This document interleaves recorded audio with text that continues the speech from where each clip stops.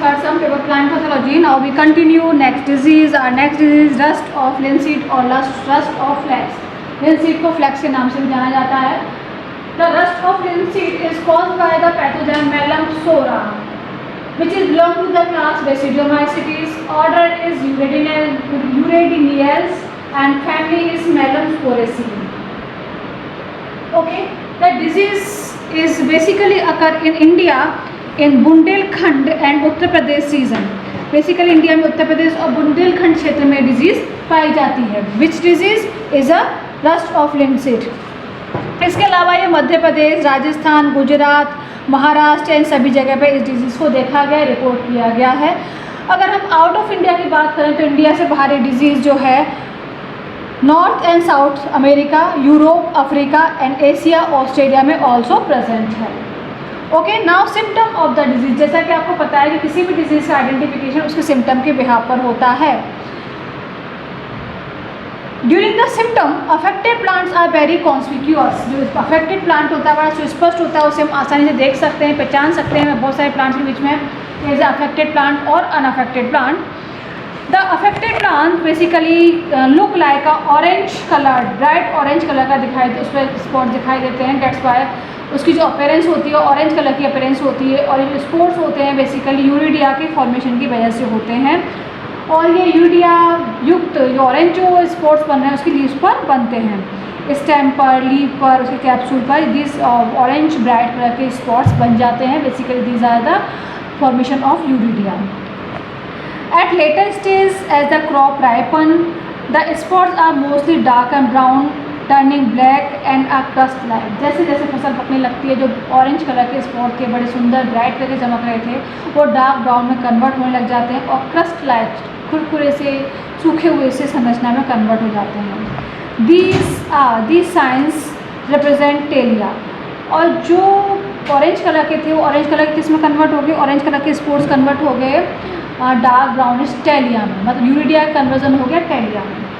Okay, now These signs present the telia. The pycnia are inconspicuous. इसमें जो पिकनिया stage होती है वो इनकॉन्स्पिक्यूअस होती है, अस्पष्ट होती है.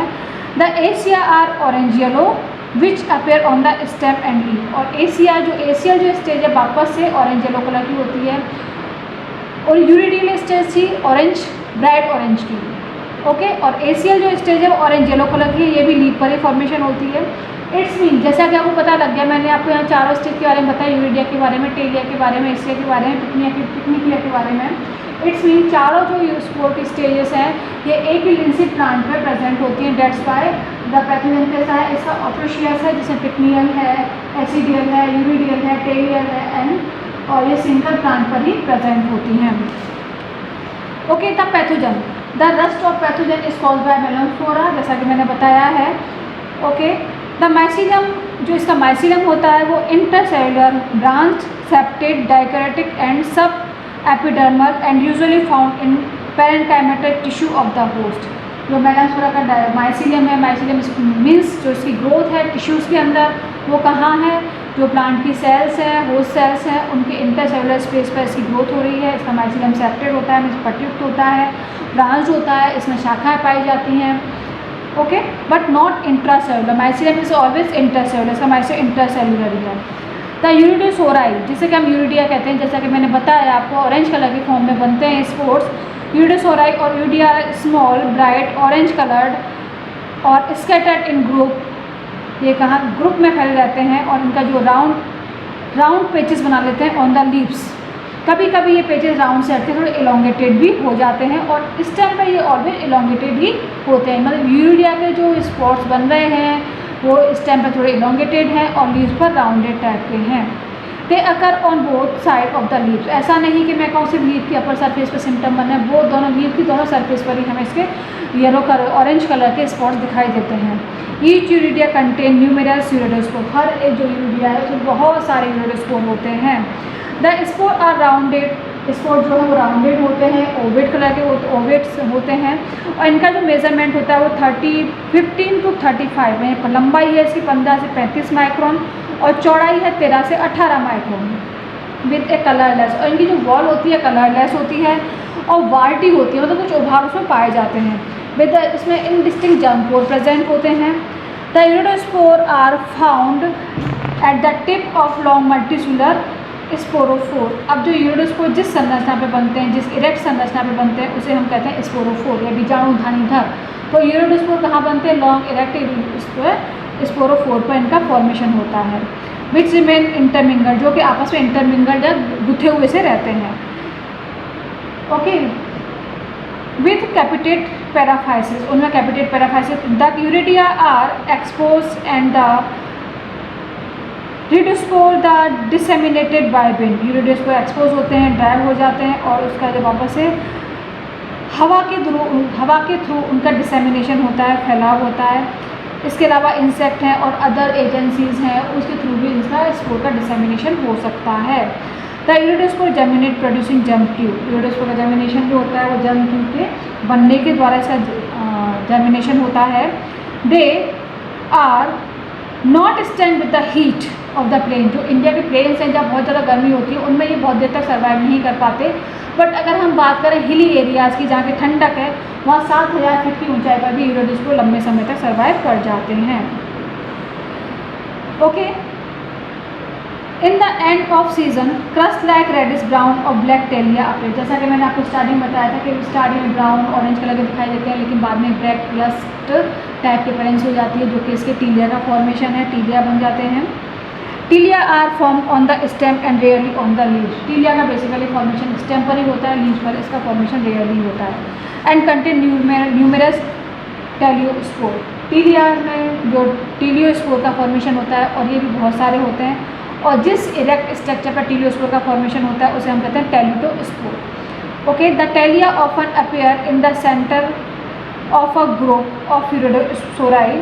The teliospore are sessile slender unicellular reddish brown. Teliospore होते हैं, सेसाइल होते हैं और सिलेंड्रिकल होते हैं, यूनिसेलुलर होते हैं, रेडिश ब्राउन होते हैं। अगर हम इनके मेजरमेंट की बात करें तो इनका मेजरमेंट होता है 42 to 60 लंबाई, यानी 42 से 60 माइक्रोन की लंबाई है, और जो चौड़ाई है वो 10 to 20 माइक्रोन की चौड़ाई है।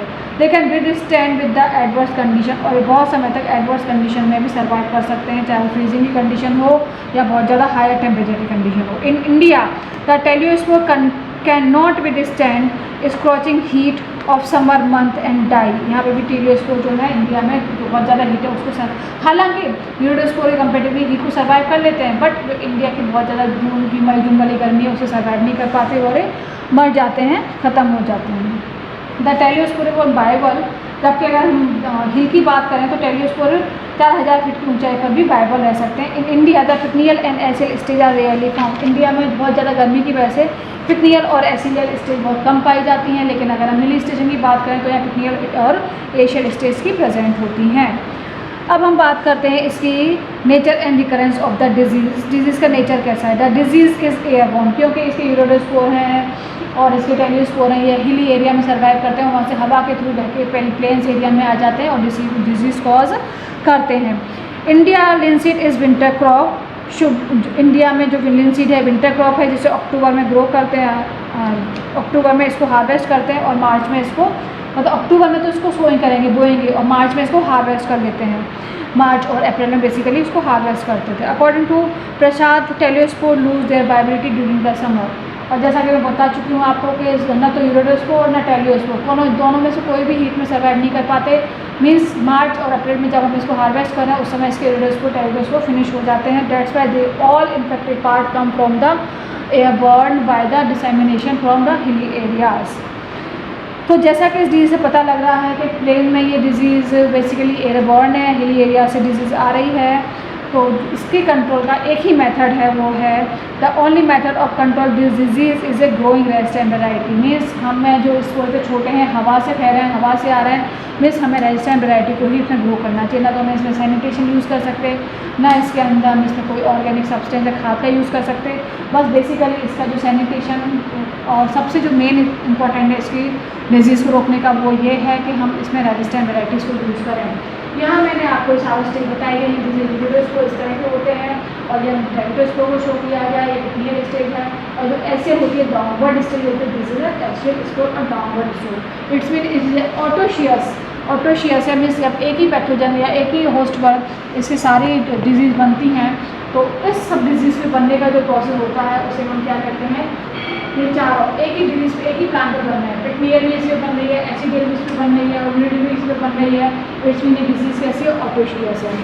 बट जैसा कि मैंने आपको रस्ट में कहा था, वीट में कहा था, वीट में जो दो होस्ट इसमें काम आते हैं, एक बारबेरी होस्ट था, एक वीट होस्ट था। मीन्स वो डायोशियस रस्ट थी और डायोशियस डिजीज थी, ये कैसी है, ये ऑटोशियस है।